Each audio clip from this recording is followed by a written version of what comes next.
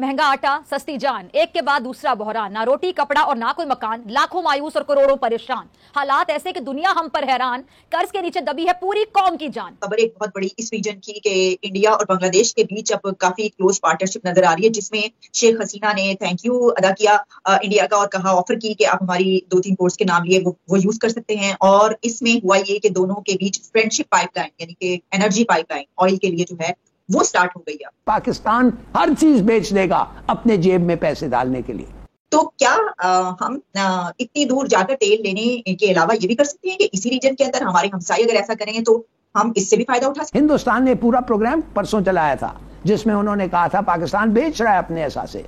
हमें पता है इसी पे बात हो रही है, इसी बात पे फंसा हुआ है। Look at that. इंडिया से ना ट्रेड करने का नुकसान तो पाकिस्तान को ही हो रहा है।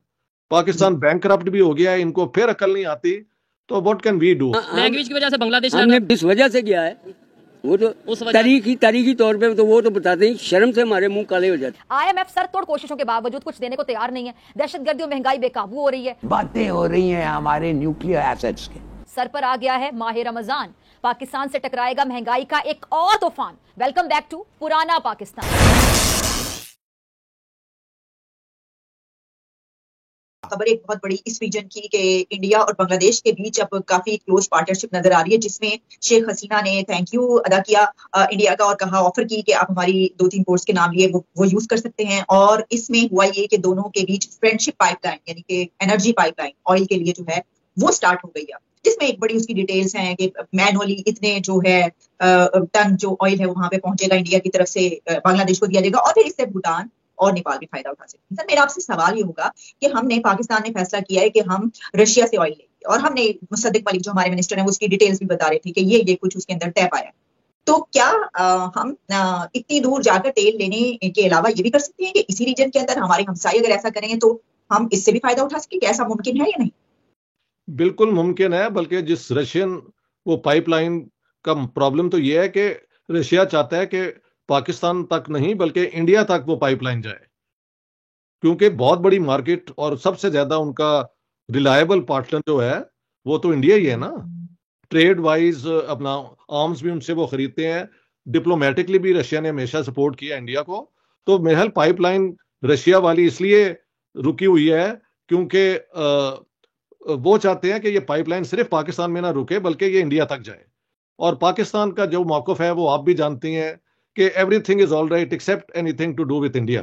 इसी तरह एक पाइपलाइन ईरान से भी पाकिस्तान आने का प्रोग्राम है, उसमें भी कुछ दिक्कतें हैं और महल ईरान भी चाहेगा कि जो इंडिया की मार्केट है वो उसको किसी तरीके से एक्सेस कर सकें।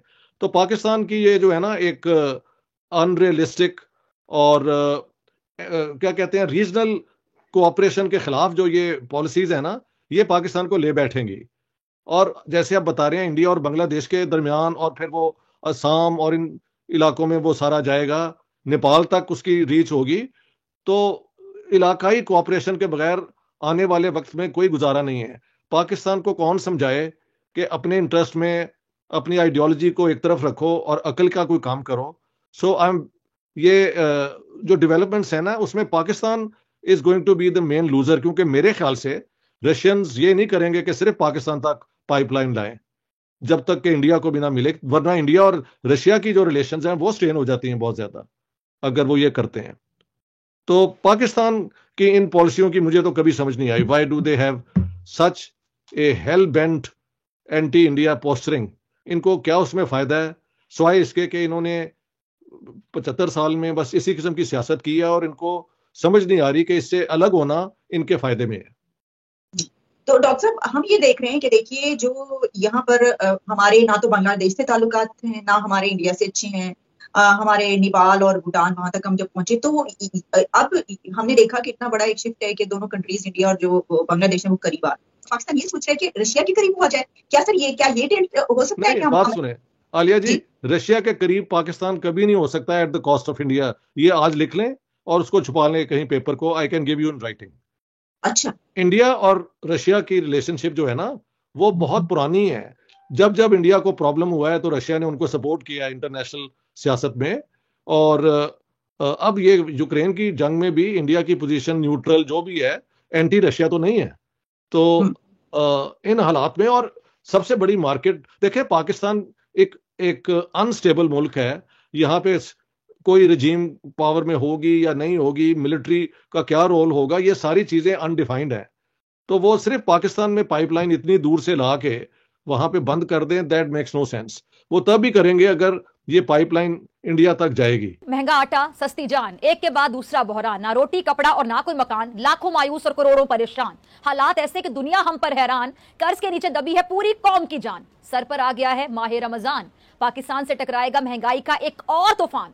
आम आदमी है शदीद परेशान, लेकिन हुकूमत का मसला सिर्फ Imran Khan. Welcome back to पुराना पाकिस्तान। इसी पुराने पाकिस्तान में इन 9 महीने के अंदर कई हैरत अंगेज और नए वाकयात भी देखने को मिले और अब तक मिल रहे हैं। 2 असेंबलियां टूट चुकी हैं, सुप्रीम कोर्ट 90 दिन के अंदर इंतखाबात का हुक्म दे चुकी है, IMF सरतोड़ कोशिशों के बावजूद कुछ देने को तैयार नहीं है, दहशतगर्दी और महंगाई बेकाबू हो रही है, और ऐसे संगीन हालात में कोई एक सियासी जमात संजीदगी का मुजाहरा करने को तैयार दिखाई भी देती है। दावे सबके हैं, लेकिन सिर्फ दावे नजर आते हैं।